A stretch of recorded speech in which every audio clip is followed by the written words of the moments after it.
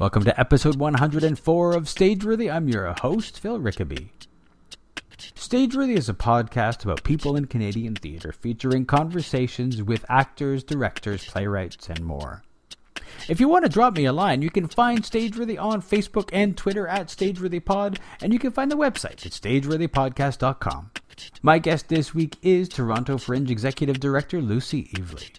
I had the pleasure of talking to her at the Fringe offices just shortly after she was named as the Executive Director.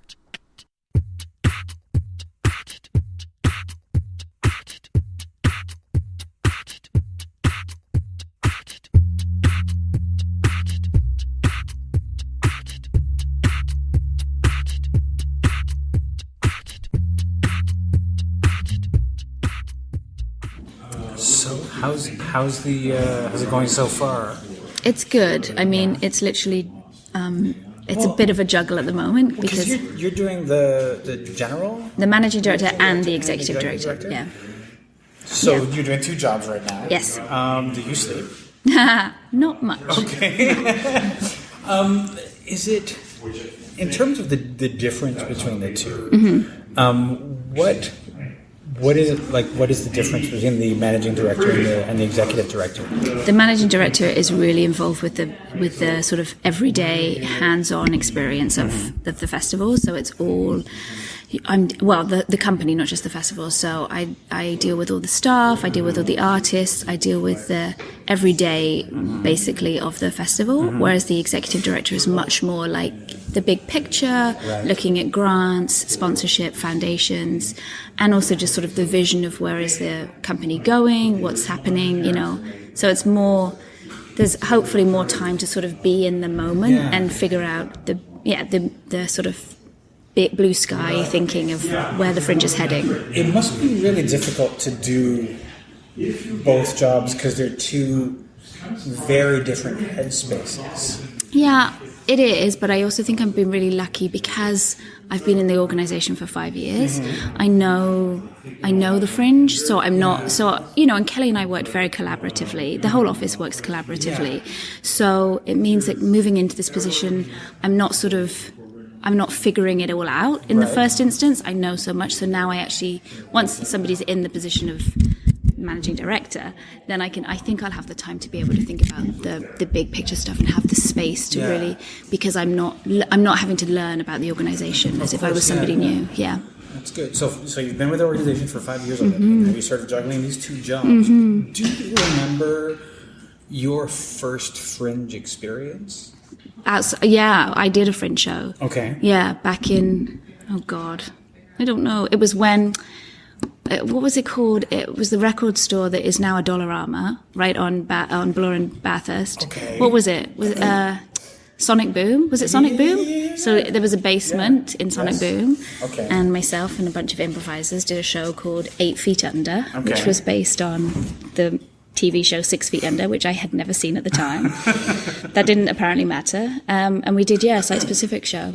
Or back then it was Bring Your Own Venue, I guess. Yeah. So that was like, when you first did that, did you know that you'd be going into arts administration? Did you have any idea about No. I mean, back then I was just an actor. I was being an actor. Mm-hmm. So no, I did. At that point, I was still fully kind of committed to that. And then because I moved back and forth from Canada to England, I got involved with the Pleasance in England, which runs a venue in Edinburgh and London. And that's when I sort of got into arts admin, and it sort of went from there. I started off as their marketing and box office person, and then I moved into the general management position there. And then I just really loved it. I really liked being in a Fringe environment. On the other side of it, you know, being a part of it as an actor is phenomenal as well, but I just found I got a lot out of it as well creatively. I think being on the other side of the stage. Can you speak to what was creative for you about, because most people when they think about arts administration they don't think about that as a creative part of the job. Well, I think there's creativity in figuring out like how best to run a festival, right? Like, because you're thinking about it not just in business terms, although obviously that's a huge part of it, but you're thinking about ways to make it interesting and innovative and have for the artist to have an incredible experience. And having done it on that side as well, I know what's important. I think there's a creativity in building a team and getting the right personalities to sort of mesh together and come up with ideas. And yeah, there's a lot of creativity, especially with, Fringe, with the auxiliary events and the Fringe Club, and trying to make that, like, that's our creative part, right? Trying to make a hockey rink into an exciting outdoor patio that people are going to want to spend time in. So that's creative. Like that went this year? It was great. The first time in the new new space. Yeah, it was great. I think all of our expectations were surpassed in many ways because we had no idea what it would be like to be in that space. And, the team transformed that space into something really quite beautiful. And the community welcomed us. People that didn't know about the Fringe were sort of like, what's going on over there? And so we need more of that. We're pushing that, I think it's important for us to position the Fringe Club as an event, right? As an outdoor patio, as this opportunity for people to come together, not just artists, but people of the city to come and sit in this really nice space, watch some free entertainment, mingle with artists, mingle with each other, go and see a show. So I think that we really want to kind of push that as a free 12-day event, basically. Well, I think that's kind of important, because I know people who have felt like they can't. They feel like they're not welcome at the Fringe Club. To them, they feel like, it's for the artists. I know. I was just having this conversation the other day, and I think it's, I like the fact, and I think behind Honest Eds it did have that kind of feel of like a bit cliquey, and I can see how people might be intimidated walking into that space. And so for us, it's a challenge to still make sure that the artists feel like this is their home and they are our priority always, but that we want to welcome everybody in the community, and it benefits the artists to have those people and to welcome those people because they're going to be able to sell their show to them, which is ultimately what we want. So finding ways to make it a space where anybody can feel like they can walk in, that's our challenge. And now we're in this more exposed area, really pushing that to get people to come in and see that first and then go, this is also a festival? Great. No, that's the scouting area is a little more in the open, whereas the Honest Ed space sort of felt like it was a walled in location.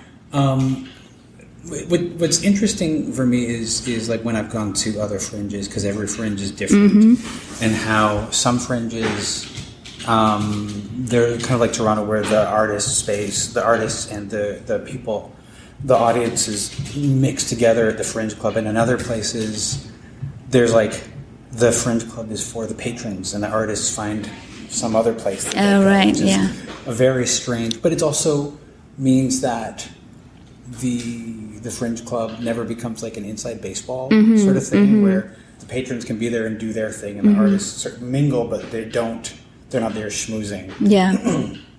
Have you had, aside from the connection with Edinburgh, have you had a lot of connection or been to other fringes outside of Toronto? No, I have connections through, because Toronto Fringe is part of CAF, which is the Canadian Association of Fringe Festivals. And so it's my goal to try and get to some of them. It's so hard because, the Fringe season basically starts with Orlando, essentially, and then goes all the way through to September, and that starts in sort of, excuse me, Frigid Festival starts in February, I think, in New York. That's true, and then we go all the way through to Vancouver, I think is one of the last ones, in September. And so as of February, we're so busy with Fringe, it's really hard for us to go anywhere. And then by the time Fringe is done, sort of the last thing you want to do is go to another Fringe. But I do really want to go. I want to see Winnipeg and I want to see Edmonton, because they're our contemporaries really in terms of size and scope. We have conversations. I know that everybody that runs those festivals, and so we have lots every year. We have a conference coming up in November, so every year we get together and we talk about each other's fringes, but to actually kind of go and experience them, it just hasn't been possible yet. It's really And if you, having come from the Toronto Fringe when I went to Winnipeg and Edmonton, and the experience of saying I'm in the Fringe and having everybody know what that meant. Mm-hmm. Whereas in Toronto, even people who know me, I'm saying, so I've got a show in the Fringe, and they're like, what's the Fringe? I know. And that's, I think, one of the hardest things to combat in this city. Yeah, I mean, Toronto is obviously, it's great because there is so much to do. Mm-hmm. There's so much going on. So if to take over a city like Winnipeg does, it's just, the competition is much more fierce here in Toronto. But that's a lot of the conversations we've been having recently, is about making this more accessible to the greater Toronto, right? And so this year we're launching extra site-specific spaces to sort of reach out geographically speaking across the city and see if we can create some sort of satellite venues to pique people's interest and hopefully get them to come down to the sort of hub. And also, it's marketing spend, right? Like we're a non-for-profit charitable organization. We don't take box office revenue. So it's, unfortunately sometimes marketing is where the money gets cut, and then it's hard for us to put that message outside of our sort of the parameters that we have. I think we did a great job this year with really increasing the branding, and we updated our branding, so that was a big part of it.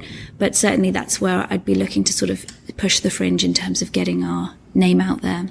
Did you see generally this year an increase in attendance generally? Yes, we did. I think it was our best selling year on record. Attendance was great. The Fringe Club suffered because of the rain. We had more than usual, and also we had the threat of bad weather. And as you know, the threat of bad weather is enough. As bad as it is. Yeah. It's totally. I think people make up their minds in the morning to go, oh, it's going to rain, it's going to thunderstorm, whatever. So they stay at home. It's the same with Next Stage coming up as well. We really have to push those pre-sales, because once people have a ticket in hand, they're more likely to come. In the dead of winter when Next Stage is happening, if we haven't done those pre-sales, then it's tougher to get people to come out. And it's the same even during Fringe with the rain. That's something that we have to sort of push is getting people to commit early. But having said that, attendance to the actual shows was up this year, so that's great. Well, it's also helpful, for the artist that people can buy online. Yeah. In a way that they couldn't. I remember the first year when people could buy 100% of the tickets online. There was some frustration. People showing up. I'm sure that you heard about that.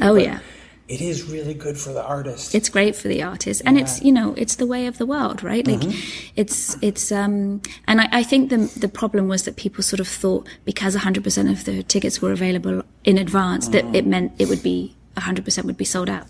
Unfortunately, the truth is, a small fraction of shows actually sell out. So there's nearly always tickets at the door of a venue, aside from the smaller site specifics or the smaller venues, But it encourages people to plan and to make, and there's still lots of spontaneity at the Fringe. But it's better as a producer of a show to be able to look at your ticket sales and have accurate numbers and not have to rely on selling 50% of those tickets an hour before the show. To know when you start the day, like, okay, so today we have this many shows sold, we have to push to get this many people in. It's so helpful. Yeah.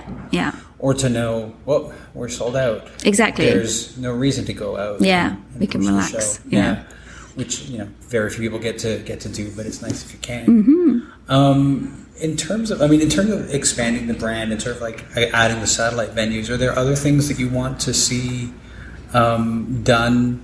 An idea that you have for the future of the Fringe? I think we're just looking at ways to be a bit more of a service organisation. So whether that's through our box office, our performance portal, like how we can sort of help artists throughout the year. I think we do a really great job when someone is in Fringe from sort of February on right up until the festival of helping them step by step, which allows them to then go on and produce, self-produce shows.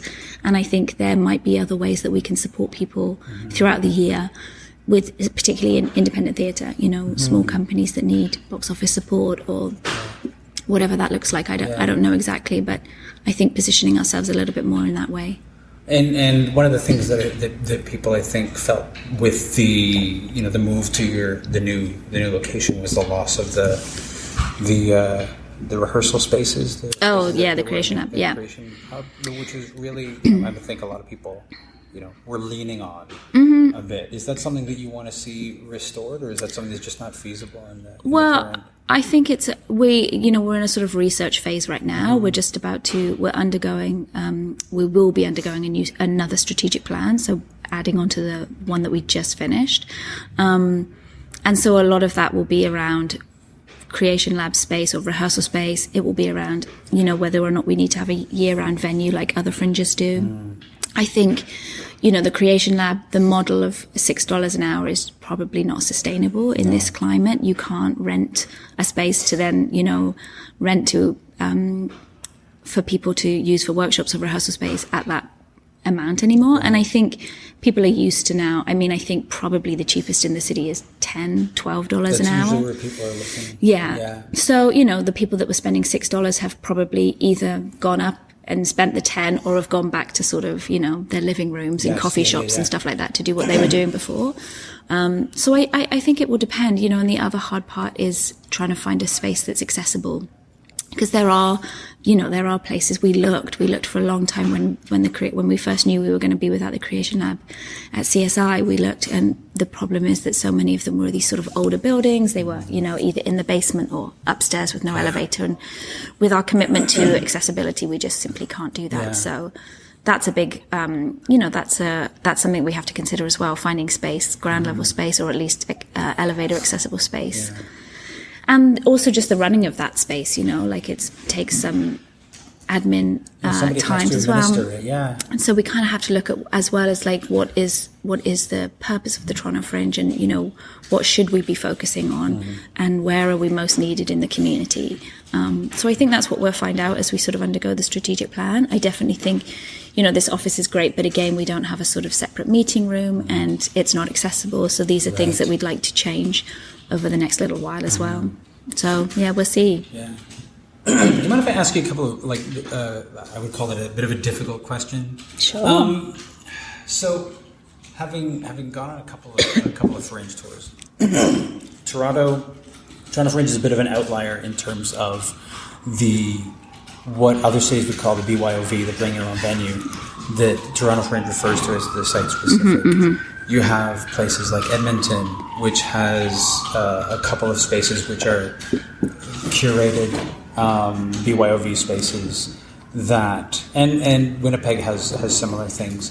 And Toronto had that for a little while, or had the ability to do that, and then sort of backed off and sort of started doing the site specific.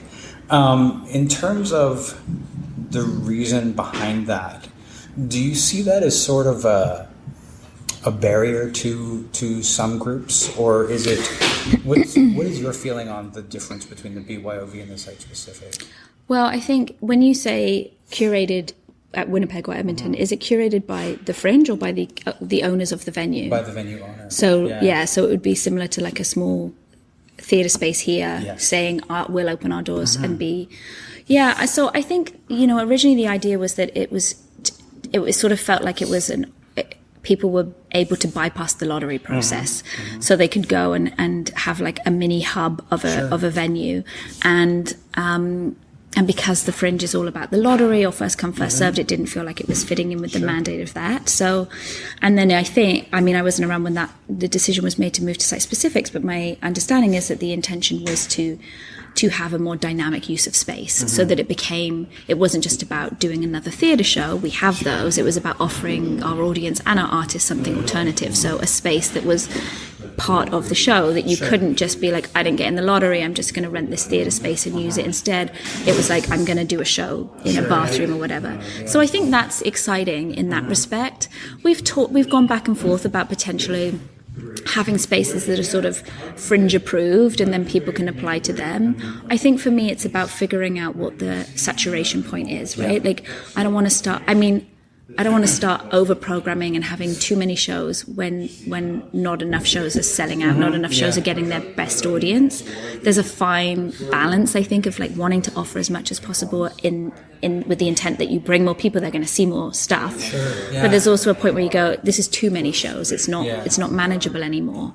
So I think with the site, because a lot of the site specifics as well are smaller venues, then you can program more in that respect. And the truth is as well, it may be that a model that we have to sort of look at, because venue rentals are just more and more expensive. And so the site specific model is, a little bit more affordable for us as an organization to be able to do it that way. Yeah. So it's a balance, I think I want to be able to offer the main venues, and we work with a number of venues, as you know, in the city who look after us and and help us as the Fringe, because they want us there. But those costs go up, and our revenue doesn't go up. So that's the struggle.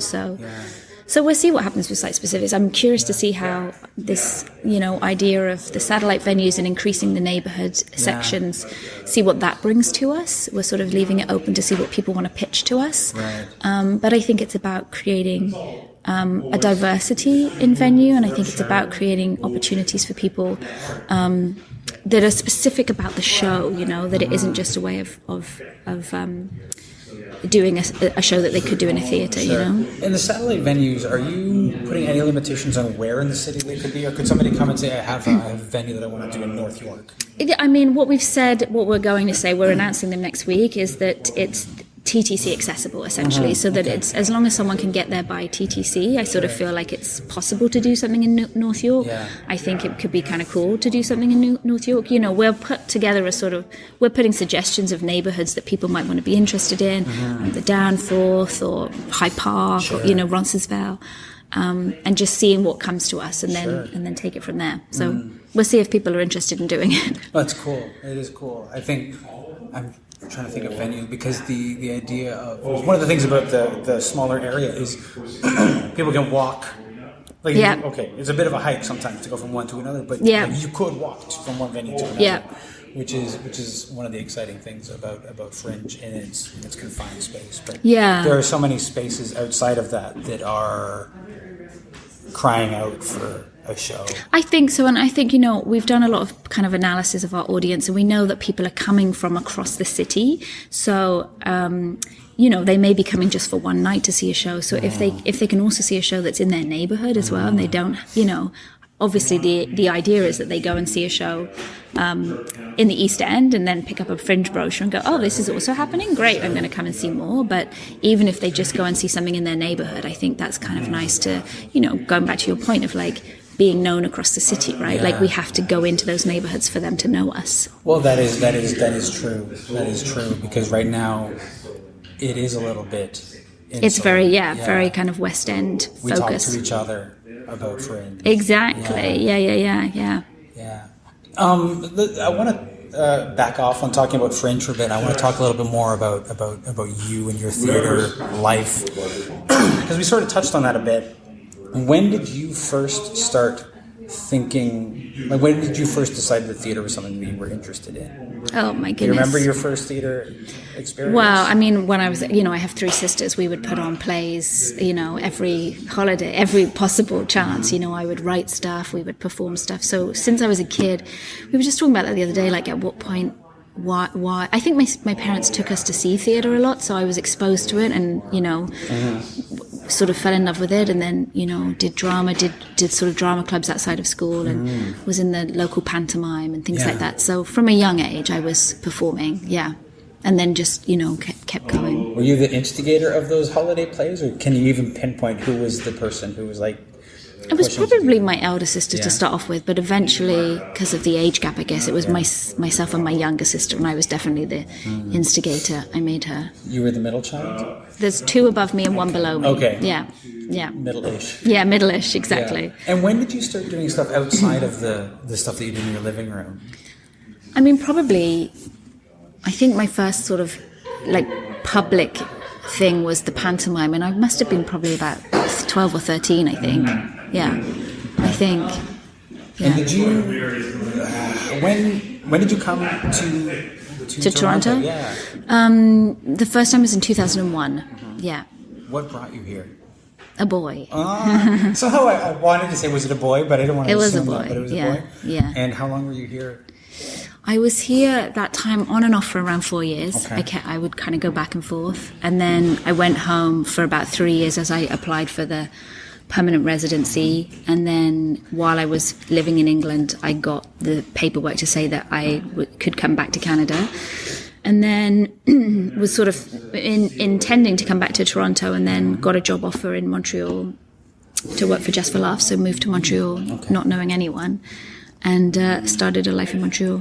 How did you speak French in Montreal? Or? I mean, very, very basic. Yeah. How was that? I mean, I know as a visitor, I can get by in Montreal with my almost non-existent French, but as somebody living and working there, how is that? It was tough, you know. I mean, I worked in the English part of Just for Laughs, so my colleagues all spoke English, but I was very determined to speak French. So whenever I went anywhere, I would speak French, and often they would speak to me in English, and I would just keep speaking in French, which I'm sure was super frustrating. But I was like, if I'm living in Montreal, I want to live in Montreal. I'm going to speak the language. So I spoke French a lot, and my French was pretty good by the end of it. It's all gone now. But I was about to ask how it is now, but how long has it been since you used it? I mean, probably since I lived in Montreal. So what's that, like 7 years ago now or something? So yeah. It's always when I've been involved with the Montreal Fringe, the way that the staff just flips back and forth. I know, it's incredible. Yeah. Just floors me. Yeah, I love it. Yeah. And they have their evening show. It's technically a morning show, the 13th hour. Yeah. Oh, yeah. Where the hosts will flip back and forth. It's just like always like, how are you doing this? I know. Magic? It's very cool. Yeah. Yeah. When you left Just for Laughs, was that to come to Toronto, or did you go back to England at that point? No, I came to Toronto. I quit Just for Laughs and sort of didn't really have a plan, and so sort of messed around in Montreal for a while, but the whole time with an eye on moving back to Toronto. But it was hard. Like people, it's hard in this city. I think, you know, people want to hire people from Toronto. Of course, you know, so I had to sort of prove myself, and then. Necessary Angel took a chance on me, and so I was able to come back with them, and from there just sort of moved into SummerWorks and then Fringe. Yeah. How was working at Summer? Like, how long were you with SummerWorks before you came? 2 years, I guess. Yeah.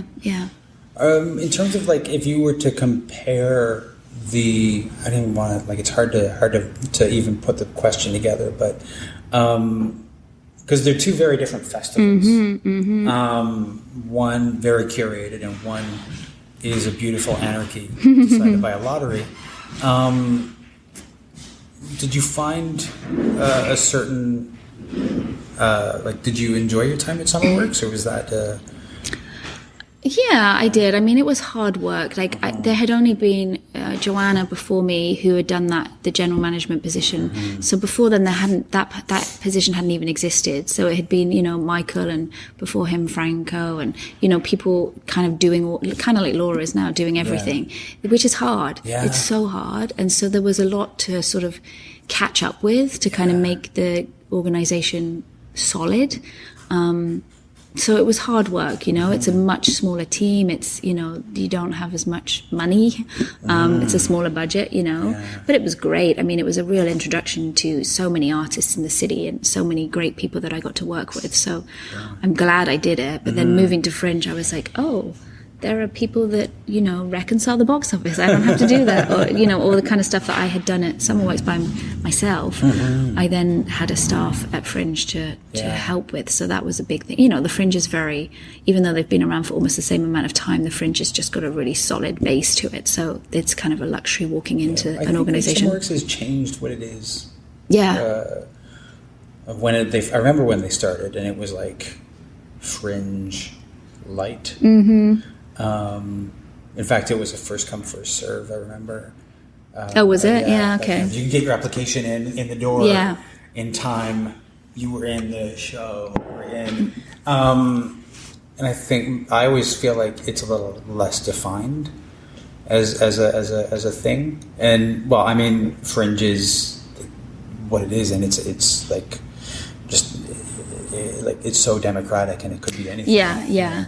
And I think, you know, that's the difference, I guess, is like having an executive director and having an artistic director. You know, I think that Laura has I hope she sticks it out, because I think now she's kind of gone through it, and she will be able to, I think, help define where SummerWorks sits within the sort of culture of the city, because it's a very different festival, and I think she'll do great things with it for sure. She already is, but I think if she has the time and she gets the resources, it'll be great. Yeah. No, there was some pretty spectacular stuff this summer. Oh, was it? Yeah, I didn't get to see it. I went back home.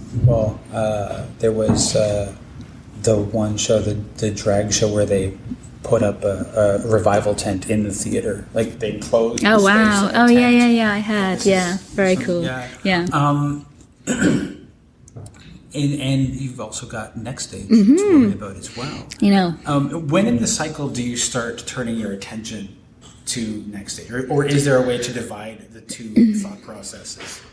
No, it sort of all happens at the same time. So because we program Next Stage throughout sort of the end of Fringe and end of July, essentially, so that we've programmed it by the beginning of August, and then so people know. So we have Next Stage lined up at the same time. Last year I delayed like the lottery and all of the contests by a month, because everybody either applies on the first or the last day, so they really don't need 2 months, and so it gave us a bit of breathing room to focus a bit more on Next Stage. So, but essentially we're kind of juggling. So we have Next Stage, everything happening with Next Stage right now, as well as administering the lottery, administering the new play contest, the Paul O'Sullivan, the Theatre Creative Reserve, which is now called something else.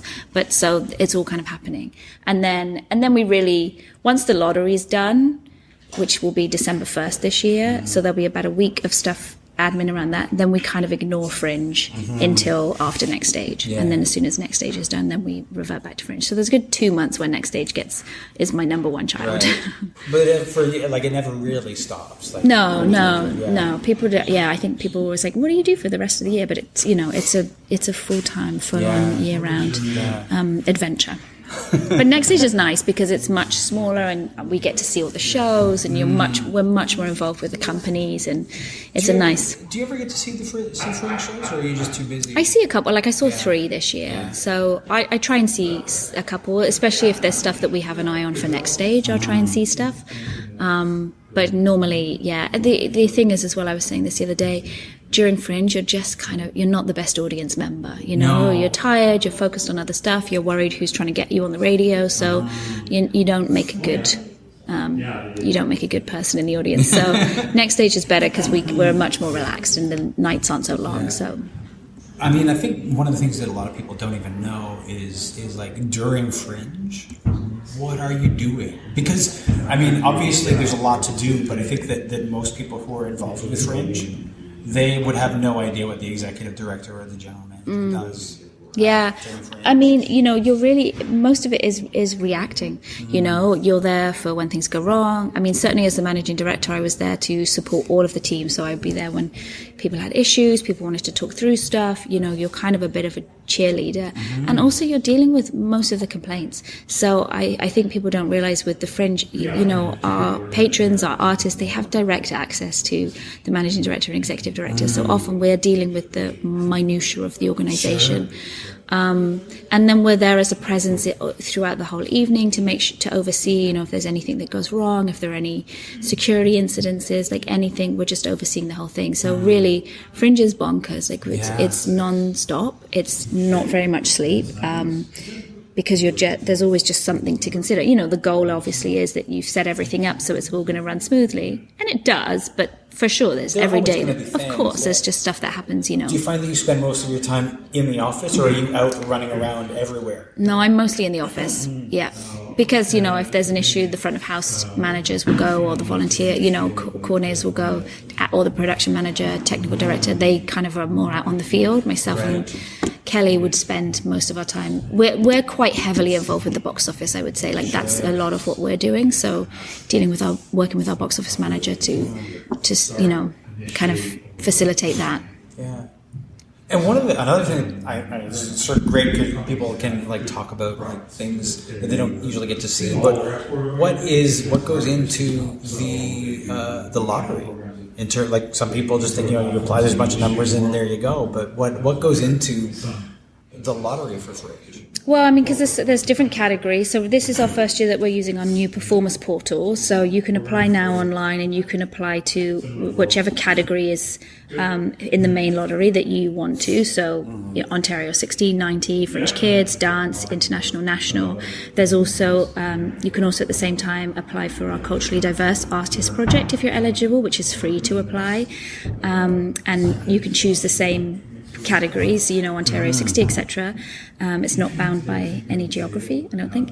And then there's also our accessible lottery. So that's so both of those are free lotteries, and if you get accepted into those lotteries, if you get accepted into the Fringe, you don't pay the participation fee. So it's great. So now you can apply, if you're eligible, you can apply for all three things at once, or whatever of the things you do. So once it's closed off, you've paid your $29, and give us your money to pay if you do get accepted. We don't cash it. I know some fringes cash it and then return it. We don't do that. We just hold on to it. It would be a nightmare.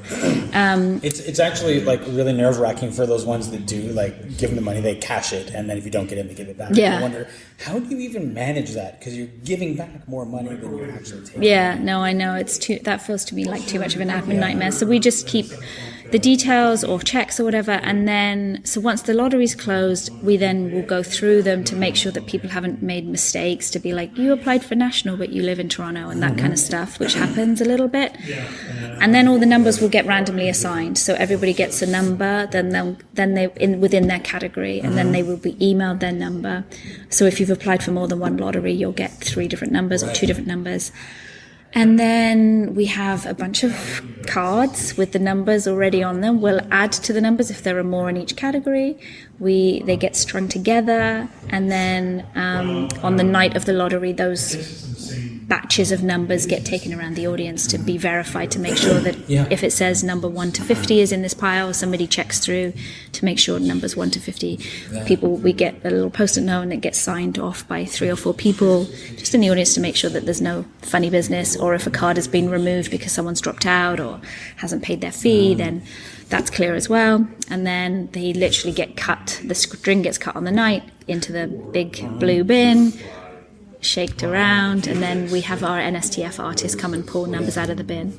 And always people think, oh, shake it up, but it's like, it's random. They're in there squealing around with their hand, pulling out a number. The shake it up, that's the optics of it, because I think all of those things happen because there are always those people who say, oh, it's fixed. It's the same people every year. Yeah. It's not the random. There's always those naysayers, but there's so many things that are done to show that it's not. It's like not. The verification and so like much that. stuff, and the truth is, it's just chance. And certainly, like in the national, you'll see sometimes, the same people get picked year after year, and it's they're because of the size of the national. Exactly. There's less. You've got more chance of getting into that than you do Ontario 60, right? Because there's like 500 people that apply or something for that, for not very many spaces. It's like 60 spaces. Well, this year there'll be 100. I can't remember exactly what it is, but something like that. Yeah. And then we're part of the CAF lottery as well. So for the touring, at least one of the slots goes to CAF. Well, up to 10 slots can go to CAF. Yeah. So depending on who gets pulled from that, if they're international, national, or Ontario, and what category they choose. So it's not the highest odds to get in. No, I mean, I think everybody from Toronto has applied at least once. We all know. I know. The odds are against you. The odds are not in your favor. No. And it's one of those, but that's part of it, and that's part of the excitement of it, because it could be anybody. Exactly, and that's the joy of it. And I would love to find a way where we're trying to talk about this, like for those people that could somehow, if we had the proof, I don't know that our records would go back far enough to prove that if you had applied 10 or more times to the Fringe and never got in, you could be entered into a separate lottery, and so one person from there would get pulled that we knew for a fact had applied and never got in. But I don't know how we would figure that out. Very difficult to administer. It's just a whole long time that things were not really that computerized. Exactly. We'd have to rely on people's honesty. And it's Fringe. There's all those people who are like, so if you apply under this name and you apply under this name, we which know. is like, is there? I mean, I know you guys look for that. Do you have like ways of finding it, or is it just like? No, I mean, I can sort of hazard guesses if I recognize names and go, I'm pretty sure this is. But the point is, we've talked before about, because some fringes don't have the same rules as that. So in theory, you kind of go, well, what's the harm if somebody wants to apply 5 times and pay the fee 5 times? Why not? We make more money, they stand more chance. But then it just takes away this feeling of fairness. Absolutely. Because then somebody that's like, well, I can't afford to pay 5 times. I can only afford 1 time. And then if you get pulled more than once, how do I know which product, and I'm going to have you in the fringe doing 2 shows. So it's easy for us to go 1 show each. If it comes, we know that obviously people try and find ways, but most people it's like them and a buddy and they work it out. Yeah. That's fine, of course. Yeah. But I think the idea being that you just want to kind of make it as fair, especially financially fair. No, because I mean, if somebody could put in as many applications as they wanted, somebody who had a lot of money could really, exactly, really put in a lot, and then it's not a democratic thing. Exactly. Yeah. On the night of the fringe, like who does the work of planning out the fringe lottery night and how that goes? Do you have an events director who does that, or is it just like everybody just pitches in? Everybody pitches in. So it's mostly been me, and so hopefully by this point there'll be a new me to do that, so I can pass it on. But we have, everybody sort of works on different things. So Tessa, our communications, will be dealing with the logistics about, we have people, we film people, or we photograph people who've won, and they sort of have the little chalkboard saying, I won the lottery, and we do press on the night essentially for them. And then Cody takes care of our, donors and sponsors that need to be there, and we order a big cake. So we have Kevin working with us right now, our projects manager. He'll help with a lot of that stuff, but mostly it's just the team, and and then we get some of the board members to come and verify, and Sue Edworthy comes and tweets for us, and so we have a good system. Yeah. One of my favorite things is the Sue Edworthy tweets. Yeah. Even if I'm in the room, I always like to follow the Sue Edworthy tweets. Yeah. There's a lot of personality in it. Yeah, exactly. Yeah. And what's your favorite part of the lottery night? I don't know. It's just that's the part where it's like it feels, oh, this is happening. It's very exciting. It's kind of sad because oftentimes there are more people in the room that are disappointed than happy. Of course. But it's it's nice when you're there and seeing someone gets in, that night, and they're so excited and happy. Like it's nice when you see names that you recognize, and as a producer I kind of go, oh, that's good news, I'm glad they're in. So that's kind of fun, and then it's just like a chance for us as a staff to kind of go and hang out, and you get to meet you just get to meet people who are interested in stuff, and it's just it's been a fun event. We've been doing it at the Transact for a few years now, and it's just it's kind of a little kickstart to the Fringe season. I always feel like it's nice to do it at the Transact, because that's sort of like the old home of the Fringe. Yeah, that's what I remember. Fringe outgrowth. I mean, I remember the Fringe tent and having to vacate at 11 o'clock and go inside because the neighbors were angry and that sort of thing. But it's nice to go back there at least for exactly. Pay homage to the Transact. Yeah, it's fun. Yeah. In terms of, so you've got Next Stage, and that's now set, right? Yeah. And you've got the Fringe Lottery coming up. This will go out like the week of the Fringe Lottery. Oh, okay. So we'll be talking about Fringe that very week. And is there there's so many things that you're doing. Is there something that you most look forward to in the coming weeks, months? Is there one thing that's your bright point? I'm looking forward to going to the CAF conference, which is in San Diego this year. Ooh, that's nice. That'll be nice. That was Montreal last year, right? Yeah, because they did World Fringe in Montreal. Right. So it was the first time World Fringe was outside of Edinburgh. Yeah. So that's really nice, because I get to hang out with with people that do this every day, and we all get each other and we swap ideas, and you kind of come back full of oh, we could try this. And so it's been such a huge learning opportunity to go and do that. So that's really fun. And then, I'm excited for the new person to start in the managing director position, so that I can kind of really settle into the exec position and kind of start planning some radical things. Well, it's got to be hard to be doing both jobs. Yeah, it's a bit exhausting at the moment. Yeah. Do you already have you know where that person's going to sit, and you look wistfully over it? Well, it's funny. I'm still at my desk, and I'm going to be moving over to the exec desk. I feel like I need to psychologically make the change, but I haven't done it yet. Absolutely. But I will. Yeah. moving a desk is a big step. I think so, yeah. And Kelly always kept her desk much tidier than mine, so I'm hoping that will rub off on me. Well, maybe it will. Yeah, we'll see. The ghost of Kelly will help you keep your desk a little cleaner. Yeah. Well, thank you so much for talking with me. Oh, it's been my pleasure. Anytime. Thank you.